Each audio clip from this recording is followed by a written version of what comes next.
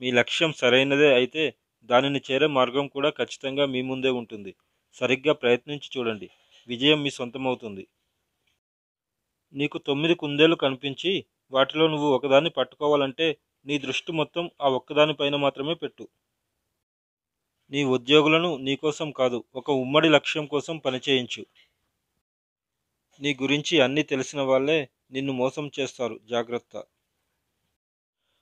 వంకర మాటలు 100 మాట్లాడే బదులు సూటిగా ఒక్క మాట మాట్లాడండి. మీ విలువను పెంచుతుంది. చిన్న చిన్న అవరోధాలకి కృంగిపోయే వారికి ఎప్పుడూ అపజయమే వరిస్తుంది. విజయం లభించాలంటే వాటిని అనుభవాలుగా మార్చుకోగలగాలి. మీలో దమ్ము ఎంతో, నిజమైన వాళ్ళు ఎవరో తెలియాలంటే సమస్యలు చుట్టుముట్టాల్సిందే.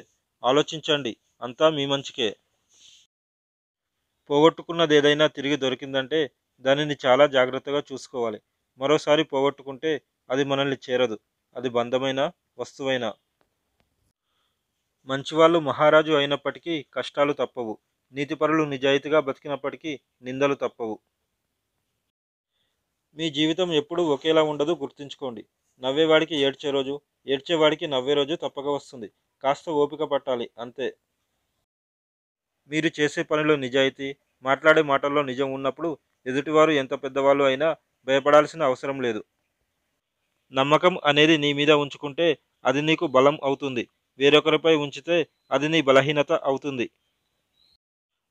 ఇద్దరు వ్యక్తులు విడిపోవాలంటే అది మూడో వ్యక్తి వల్లే సాధ్యమవుతుంది. అది ప్రేమైనా, స్నేహమైనా, బంధమైనా, చివరికి కుటుంబమైనా, ఏదైనా సరే. బానిసగా బ్రతికినన్ని రోజులు సొసైటీలో అందరూ చుట్టాలే అవుతారు. ప్రశ్నించడం మొదలు పెడితే మన సొంతింటోళ్ళు కూడా శత్రువులు అవుతారు. ఎవరైనా బాగుపడితే చూడలేనివాడు తాను బాగుపడ్డా లైఫ్లో ఎన్నడూ సుఖపడలేడు. చుట్టూ ఎంత నీరు ఉన్నా సముద్రంలో నీరు చుక్క తాగలేం. అలాగే మన చుట్టూ ఎన్ని బంధాలున్నా మనల్ని అర్థం చేసుకున్న వాళ్ళ దగ్గరే మన బాధని పంచుకోగలం. నీకు గెలుపు కావాలంటే పరుపు దిగి ప్రయత్నం చేయి, అంతేకాని పడుకొని కలలు కనకు. నిజమైన ప్రేమలో కోపాలు తాపాలు ఎక్కువ. వాటిని అర్థం చేసుకున్న వాళ్ళకన్నా తట్టుకోలేక విడిపోయిన వాళ్ళే ఎక్కువ. ఇతరుల మాటలు విని నిర్ణయించుకునే ముందు ఒకసారి నీ మనసు కూడా ఏం చెప్తుందో విను. అదృష్టంపై ఎప్పుడూ ఆధారపడకు. కంటితో చూడనివి, చెవులతో విననివి ఎప్పుడూ నమ్మవద్దు.